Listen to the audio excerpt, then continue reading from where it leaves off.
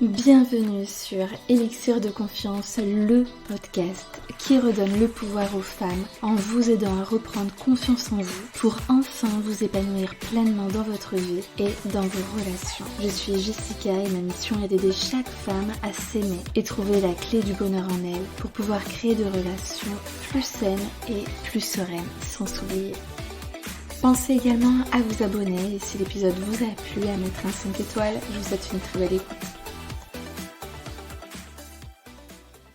Hello, j'espère que tu vas bien. Je suis ravie de te retrouver pour ce tout nouvel épisode autour d'un thème qui me tient à cœur, qui est la confiance en soi, reliée aux relations amoureuses. Parce que, voilà, déjà d'une part, c'est ultra important d'avoir confiance en soi, de se sentir bien dans sa peau, mais ça a un véritable impact sur toutes nos relations, qu'elles soient même amicales ou familiales et encore plus amoureuses. Donc c'est vraiment important que tu travailles là-dessus. S'il y a bien une chose dans ta vie sur laquelle tu dois travailler, c'est la confiance en soi. Et même en fait j'ai envie de dire, parce que voilà, la confiance en soi ce n'est qu'un pilier d'un tout qui est l'estime de soi. Et ça, toute ta vie tu en auras besoin.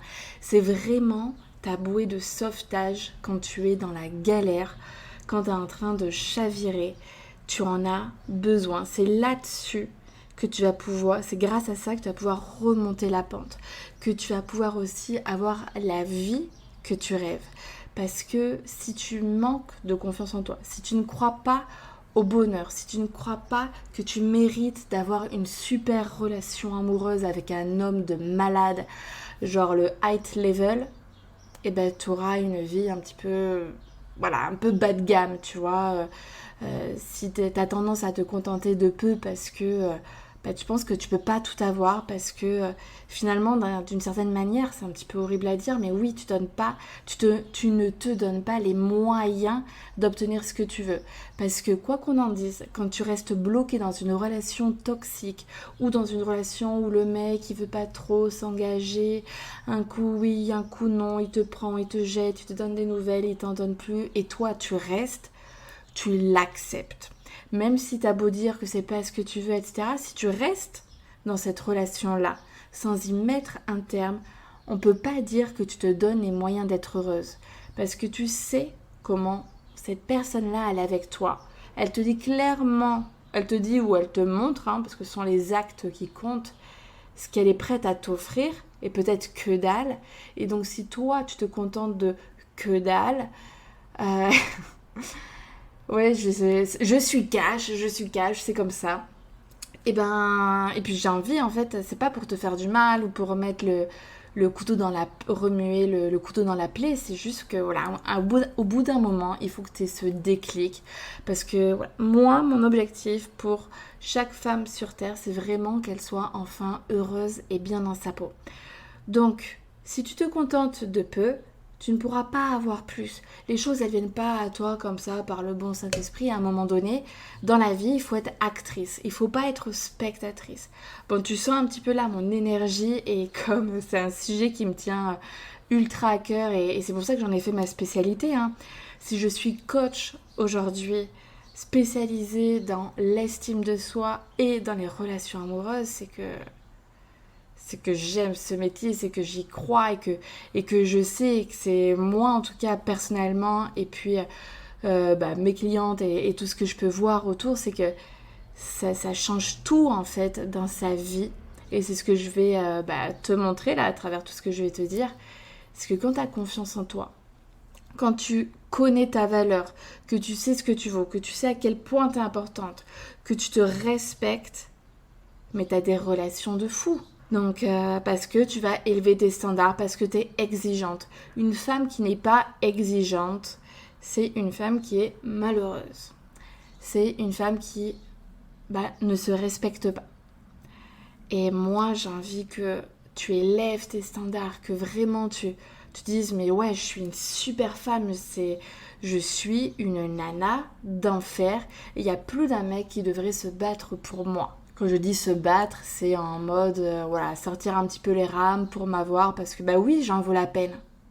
D'ailleurs, là, est-ce que tu te dis ça ? Est-ce que pour un homme, c'est une chance de m'avoir. Toi, ça, par exemple, rien que de se dire ça, il y en a qui doivent se dire « Ah, mais moi, jamais j'oserais dire ça. Non, mais attends, c'est se la péter. » Bah non.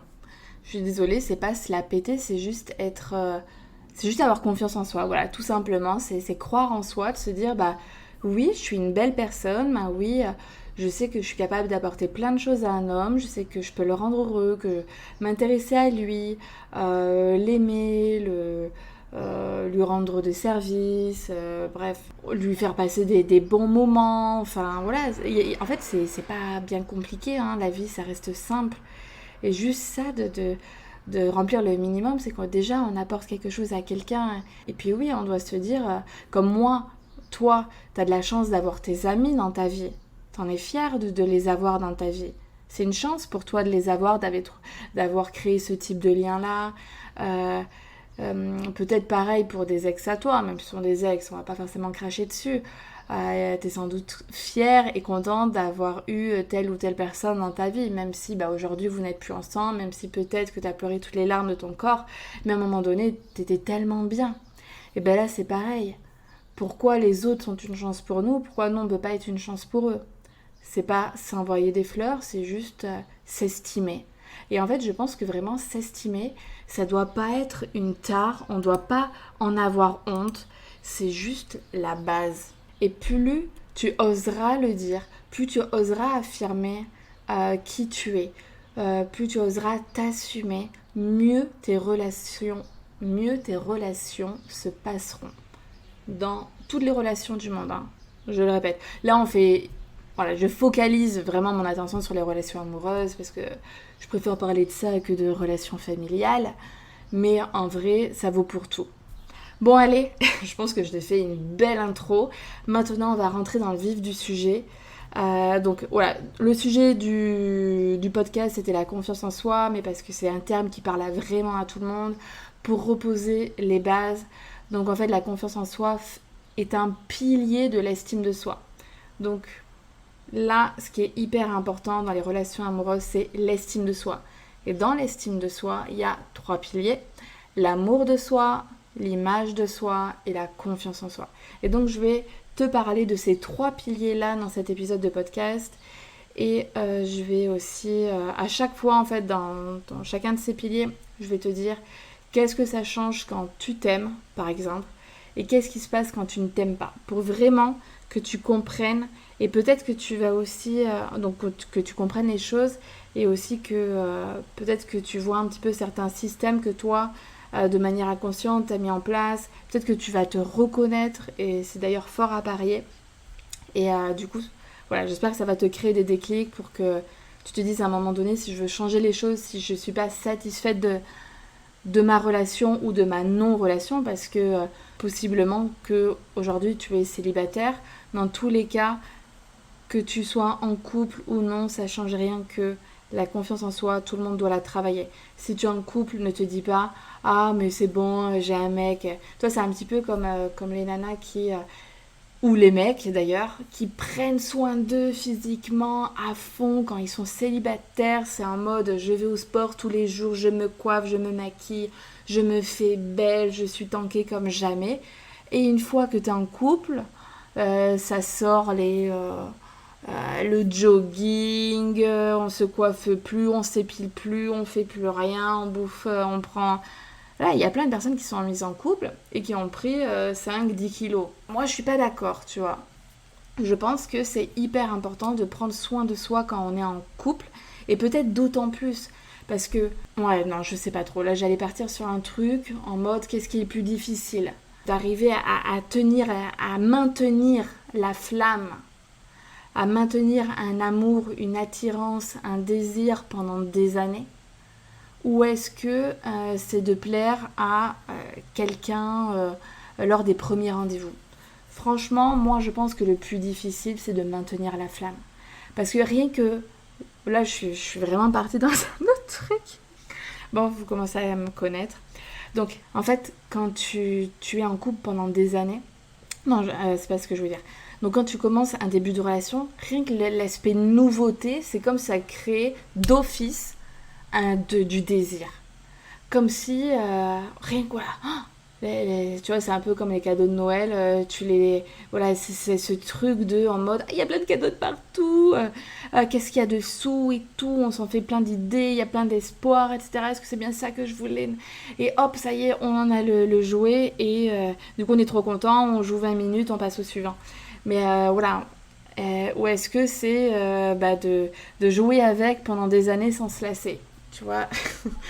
Donc pour ça que même si t'es en couple, il faut vraiment, si jamais ça te fait défaut, hein, mais bon, si t'écoutes cet épisode, c'est que je pense que peut-être que tu te sens concerné. Donc c'est hyper important de s'estimer. Vraiment, c'est la clé pour être heureuse dans sa vie et même dans la vie professionnelle, puisque j'en ai pas parlé de ça. Bon, ce sera un autre sujet, parce que sinon, laisse tomber. Alors du coup, l'amour de soi, qu'est-ce que ça change quand on s'aime? Tiens, je vais rebondir parce que hier, j'ai parlé avec une nana, une abonnée sur Instagram, et elle me disait en fait que ça fait 3 ans qu'elle est célibataire, donc, et 3 ans où vraiment elle a rencontré personne. Bon, elle habite quand même une ville étudiante, donc c'est quand même plutôt étonnant. Et elle me dit qu'en fait, je lui demande si elle s'aime. Elle me dit ah ouais, je m'aime à la folie, c'est peut-être même le problème parce que je m'aime tellement que voilà, je me protège et que en gros, j'ai pas envie de souffrir. Ok, comme en fait, dans tout, dans la vie, il y a toujours plein de manières de voir les choses. C'est une vision et il y a d'autres choses. Moi, je lui ai expliqué qu'en fait, en effet, quand on s'aime, on a tendance à se protéger. Mais en fait, là, dans ce cas-là, ça ne lui rend pas service. Se protéger, nous rend pas forcément tout le temps, dans tous les cas, service. Parce que là, en fait, elle s'empêche de vivre. Elle s'empêche de ressentir. Elle s'empêche de vibrer. Et est-ce que ça, c'est s'aimer? Quand tu t'aimes, tu veux le meilleur pour toi. Et donc, le meilleur pour soi, c'est pas de s'empêcher de faire quelque chose. C'est au contraire de faire des choses pour être heureuse. Donc, tu vois?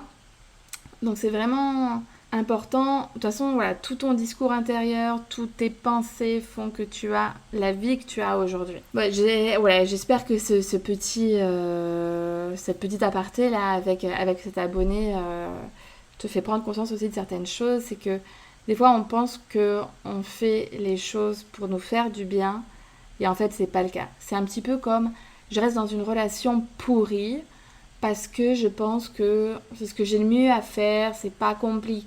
Finalement, même si c'est la merde, ça reste ma petite zone de confort, hein, parce que les choses, elles ne bougent pas, elles restent telles qu'elles sont.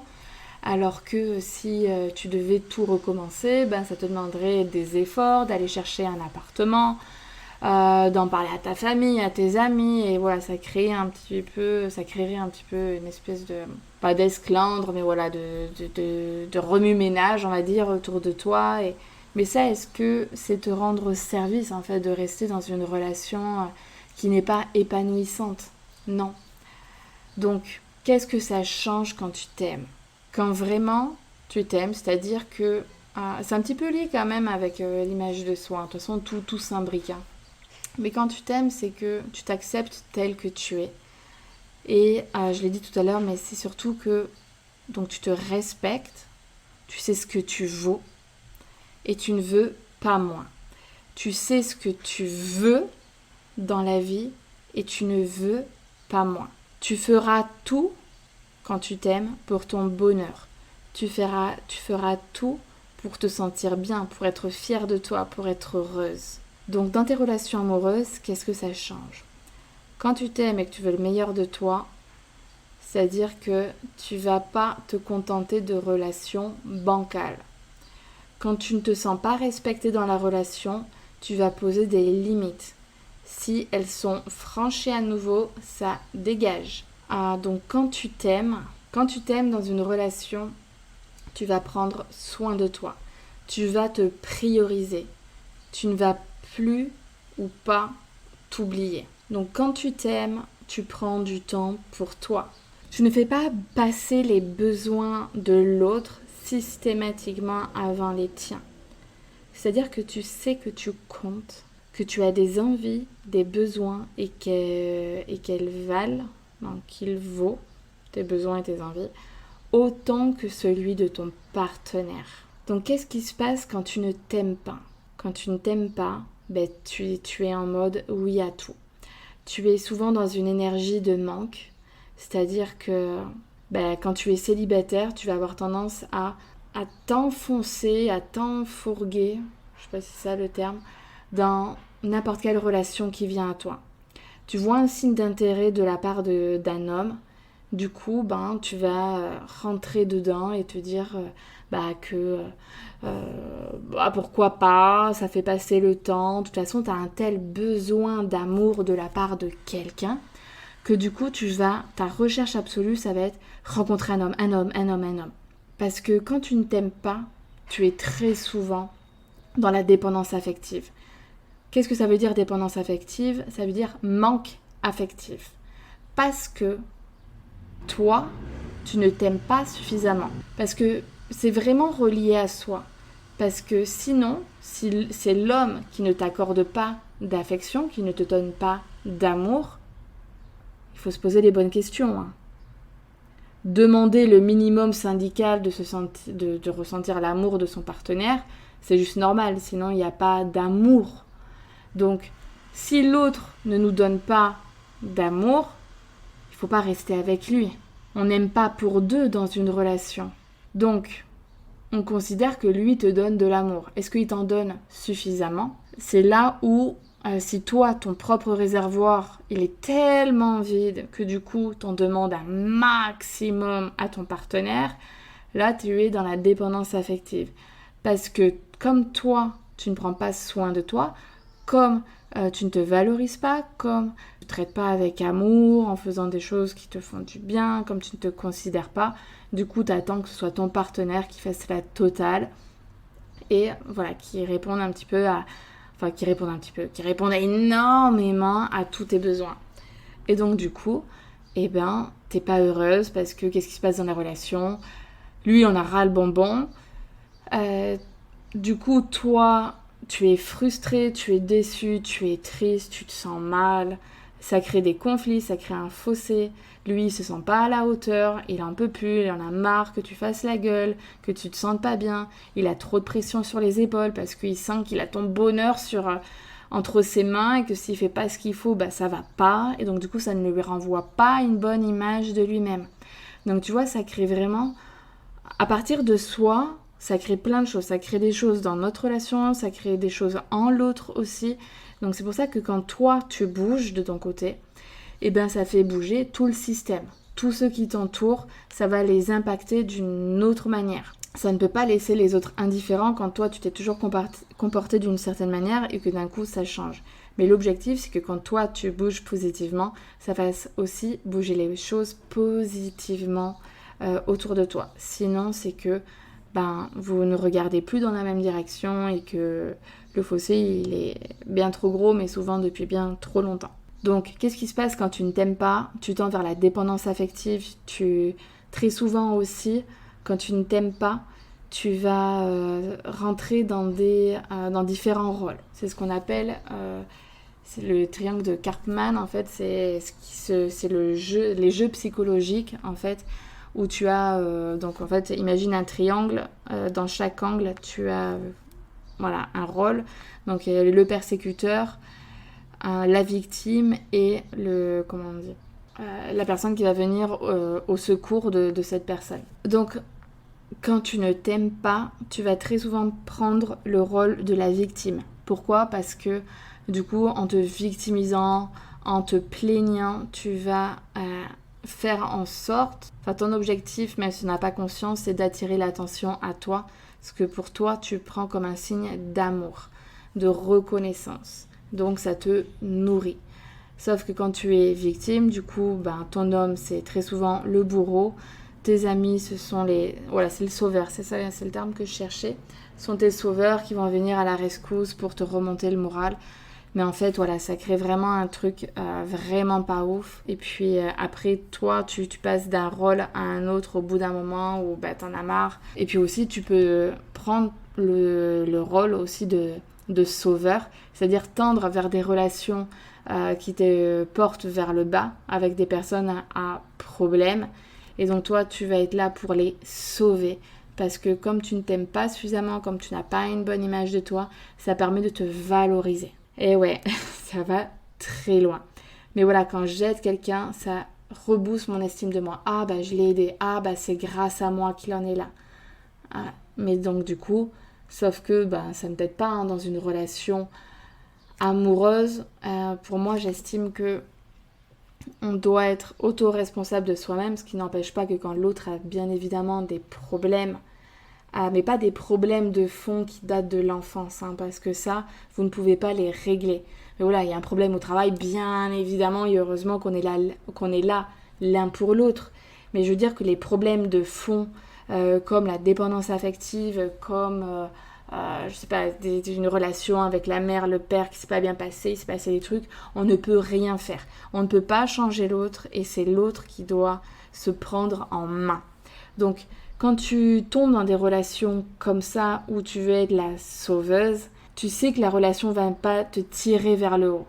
Là, toi, si tu as envie d'être heureuse, bah oui, tu dois te tourner vers des hommes qui sont sains, qui sont sécures, qui ont la tête sur les épaules et qui ont fait ce travail de fond de leur côté avant ou qui sont pleinement en train de le faire.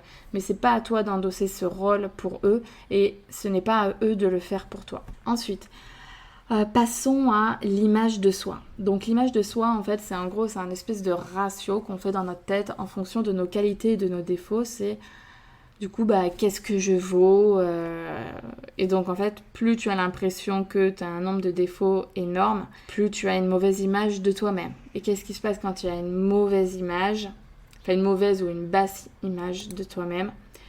C'est que, encore une fois, tu tombes dans des relations toxiques, des relations où, par exemple, tu vois, il y a les femmes qui acceptent d'être l'amante d'un homme.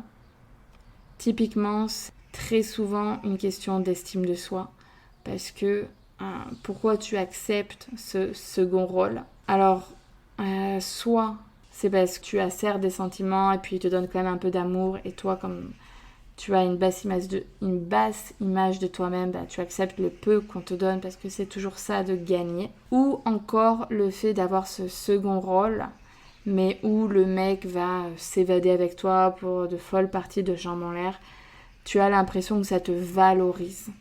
Ah, il m'a choisi, c'est avec moi qui tente le diable. Ce genre de choses-là, et donc tu as l'impression que ça booste ton ego. Mais concrètement, tu restes toujours la deuxième, et en fait, ça te dessert. Parce que à la place du second rôle, si tu demandes à un artiste, un comédien de malade, on lui dit si lui jamais il se casse la jambe, t'inquiète pas, ce sera toi qui monteras sur scène. Tu crois pas qu'il va être super heureux, Lui, ce qu'il veut, c'est le second rôle et point barre, quoi. Il n'y a pas de second rôle, de au cas où, de trucs comme ça. Donc non, quand on a une bonne image de soi, on va pas dans des relations à moitié. On veut le top, c'est tout ou rien. Alors du coup, qu'est-ce qui se passe quand tu as une basse image de toi-même? Tu vas très souvent accepter d'être maltraité.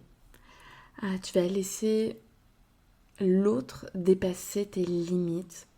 Et pas qu'une seule fois, malheureusement. Une fois, 2 fois, 3 fois, 4 fois. Tu vas accepter aussi ce type de relation où je te prends, je te jette, je te prends, je te jette.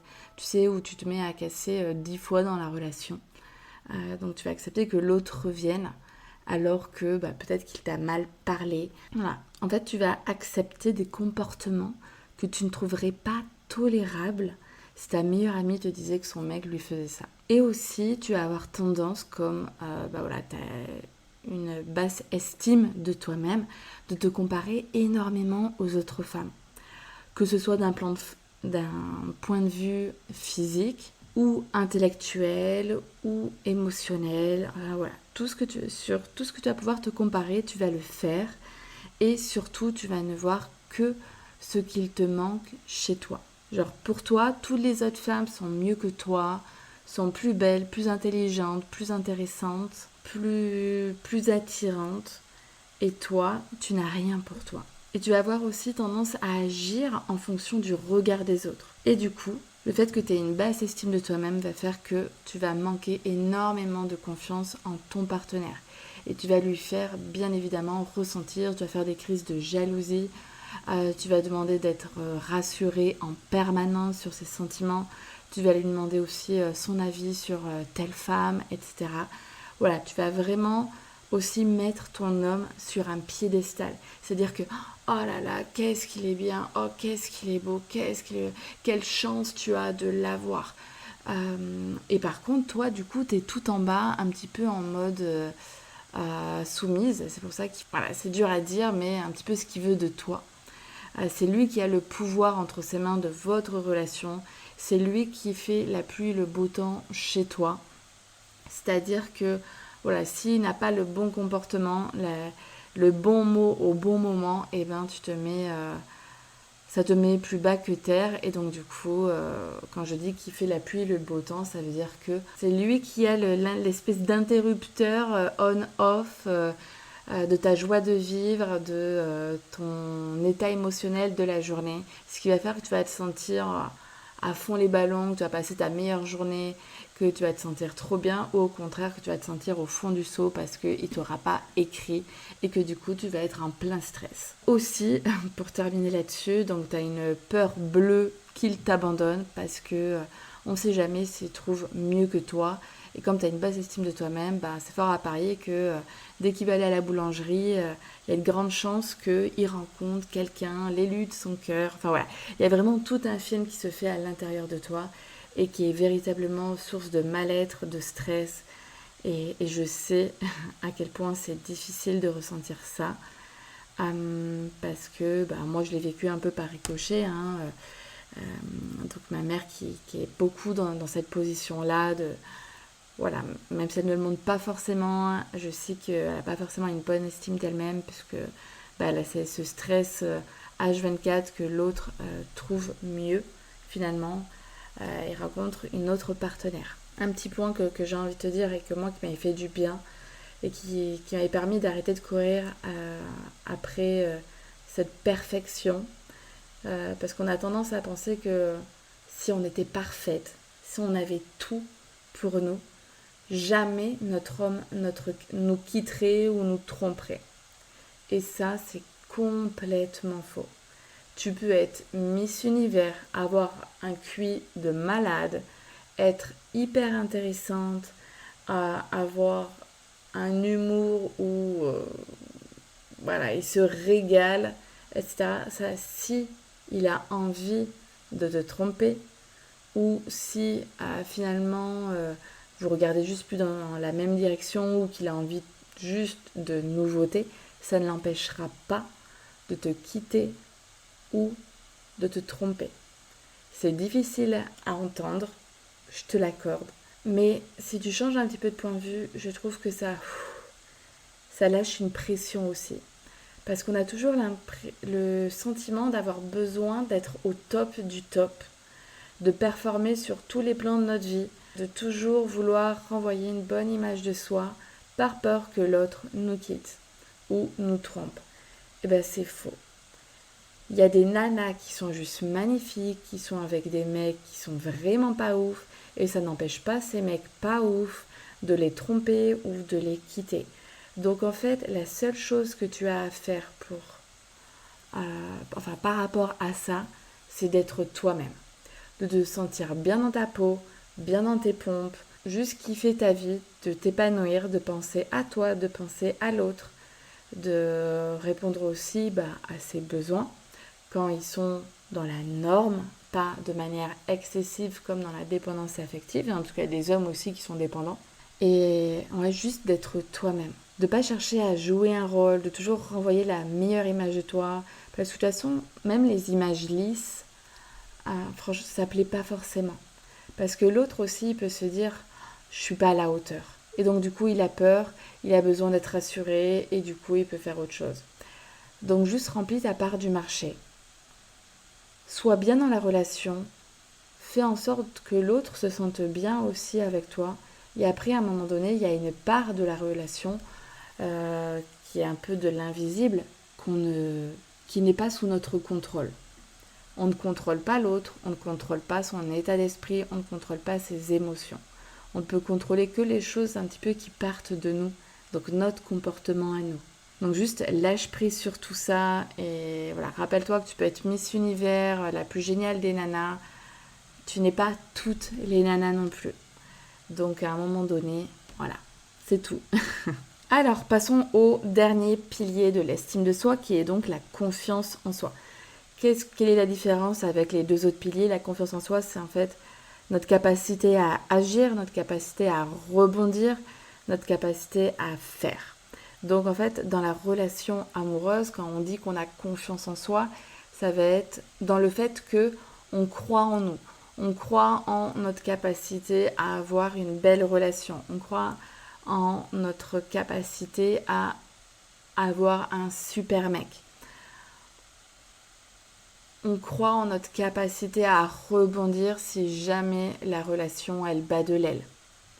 Ce qui fait qu'en fait, quand on sait que certes on va avoir mal à la fin si jamais on se mettait à rompre, mais pour autant on sait que bien évidemment qu'un jour on sera de nouveau pleinement heureuse, que même si on est seul, on se sent bien avec nous-mêmes et que du coup c'est pas l'apocalypse non plus, la douleur de la séparation, de ne plus être avec cet homme que l'on aime aujourd'hui fait un mal de chien, certes, pour autant on est bien avec nous-mêmes, on sait qu'on arrivera à combler le vide d'une certaine manière, que l'autre nous manquera bien évidemment, mais que c'est pas la fin des haricots et que du coup voilà, on saura rebondir, on saura qu'il y aura d'autres hommes derrière parce que oui, on est aimable, parce qu'on est désirable, parce qu'on est une belle personne, qu'on a plein de choses à offrir.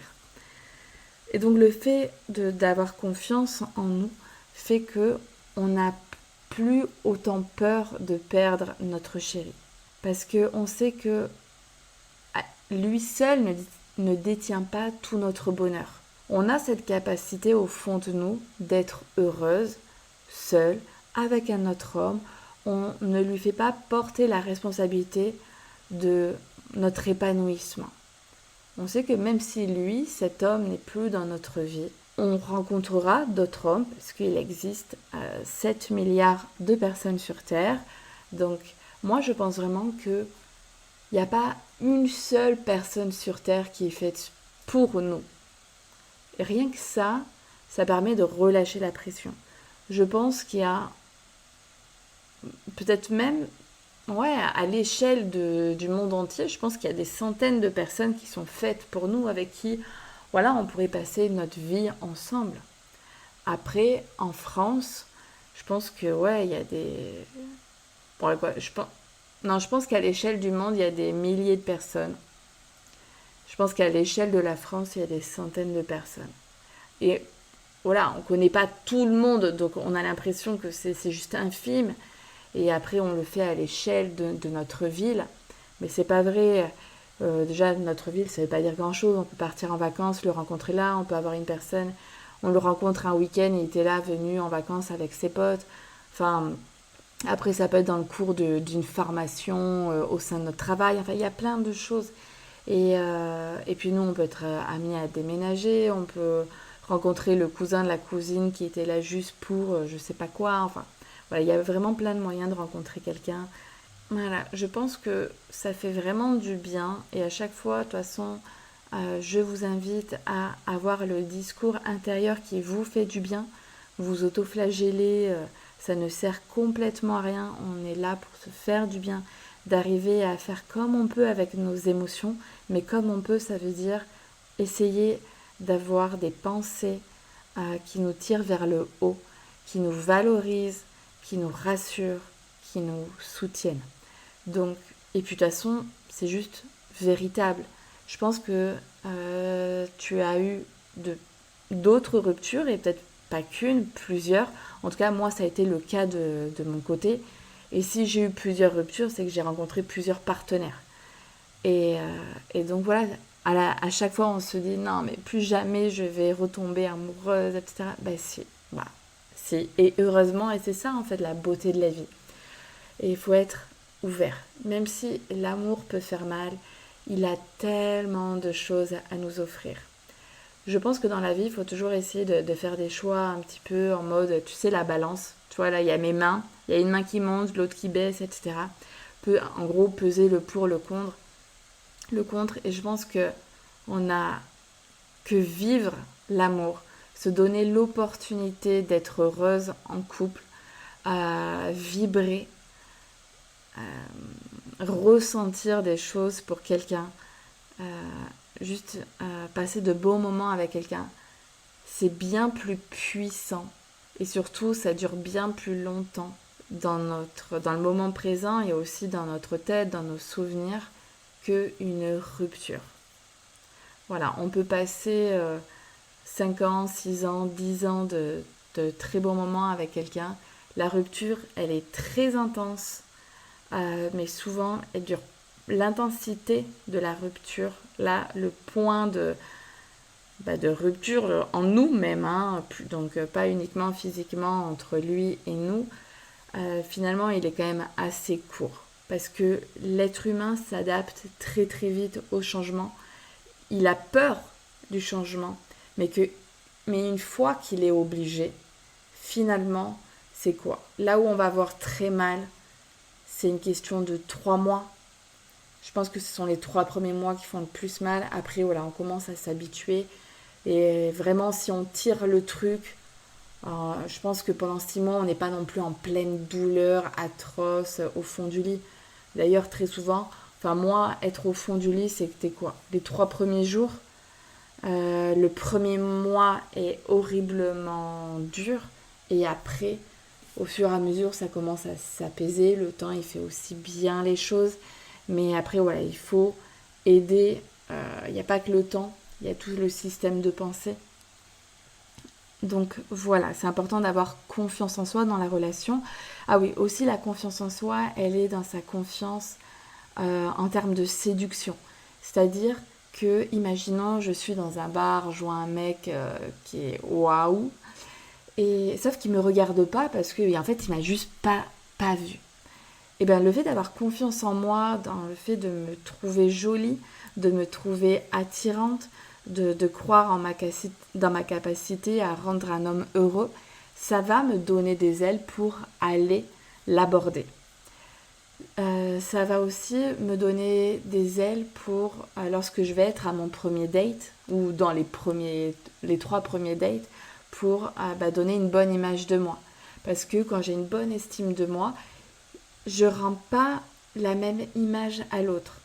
Une femme qui a confiance en elle, c'est ultra séduisant. Cette femme qui parle avec fierté d'elle-même, c'est pas se la péter, c'est juste quelque chose d'attirant. Donc en fait, une femme qui a confiance en elle a plus de chances d'attirer un homme qui est bien dans sa tête. Parce que si il vous sent un petit peu déprimé, vous imaginez bien qu'en début de relation, il ne vous connaît pas, il n'a pas envie de se rajouter des problèmes. Donc le fait que vous soyez rayonnante, que vous soyez joyeuse, avec voilà, le sourire, le smile, une vie bien remplie, vous allez à droite, à gauche, plein de copines, etc. Ça lui donne envie de rentrer de faire partie de votre vie. Alors que si vous êtes là, ouais, bon, de toute façon... En fait, vous imaginez que vous rentriez en date, et que, ouais, bon, de toute façon, je pense qu'il est trop beau pour moi, j'ai vu ses photos, vous y allez à reculons. En fait, votre cerveau, il n'aime pas avoir tort.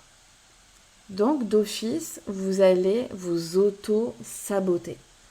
Vous n'allez pas donner le meilleur de vous-même dans ce début de relation, parce que vous allez vouloir prouver de manière très inconsciente à votre cerveau que oui, il a raison, vous n'êtes pas quelqu'un d'attirante, que de toute façon vous ne rencontrez jamais personne de bien. Ah, des losers, vous en rencontrez.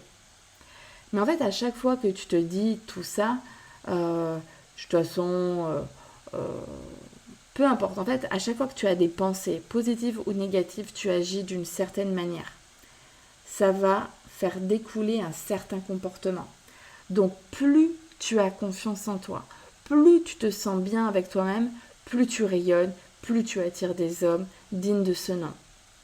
Donc c'est ultra important que tu travailles là-dessus, sur ta confiance en toi. Voilà, écoute, je pense que ça fait déjà plus d'une grosse demi-heure que je te parle d'amour de soi, d'image de soi, de confiance en soi, les 3 piliers fondamentaux de ta vie qui vont te permettre d'être heureuse, d'avoir de belles relations amoureuses et autres. Donc c'est hyper important que tu travailles là-dessus. Si tu as besoin d'aide, parce que je comprends que c'est quand même des choses qui sont lourdes, où on ne sait pas par quoi commencer. Déjà, la première astuce, c'est de te demander est-ce que tu manques plutôt d'amour de soi, tu as plutôt une basse image de toi-même ou tu manques de confiance en toi. Et ensuite, quand tu l'as identifié, peut-être que ça va être les 3, mais demande-toi alors quelle est la priorité, qu'est-ce qui est le plus important pour toi et tu te focalises dessus. Si tu penses que c'est difficile à faire, et je pense que ça l'est, puisque peut-être que tu m'écoutes, que tu as 30, 40 ou 50 ans, et que ça fait des années que tu fonctionnes comme ça, donc du jour au lendemain, changer les choses toute seule, je pense que c'est difficile. Si tu as envie de te faire accompagner par une coach qui est experte dans ce domaine, qui est vraiment spécialisée là-dessus, qui elle-même a confiance en elle, qui a une bonne image de soi, parce que, bon là je parle de moi à la 3e personne, mais oui, moi je me traite avec amour, je fais des choix d'amour envers moi-même, j'ai une bonne image de moi, je sais ce que je vaux et j'ai confiance en moi, je crois en moi à avoir une belle relation et c'est ce que j'ai aujourd'hui. Je suis vraiment heureuse dans ma relation, j'ai mes 2 enfants, je suis hyper bien, je sais que je suis avec l'homme de ma vie. Après, peut-être que dans X années, on ne sait pas. Mais en tout cas, je crois que, imaginons que ça se termine, qu'il y aura d'autres personnes qui sont faites pour moi. Mais aujourd'hui, voilà, je suis fiancée. L'année prochaine, je vais me marier. Je suis, voilà, au summum de mon épanouissement. Et avec la bonne personne. Et voilà, j'ai pleinement confiance en moi. En toute... voilà, sans vouloir me jeter des fleurs, j'ai pas confiance en moi sur tous les domaines de notre vie, mais en amour, en tout cas, aujourd'hui, c'est le cas.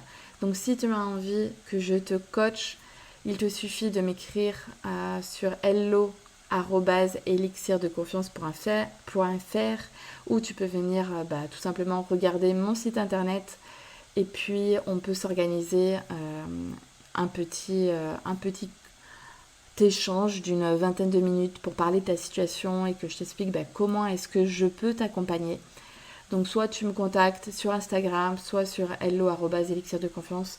Sinon, tu as une partie contact aussi sur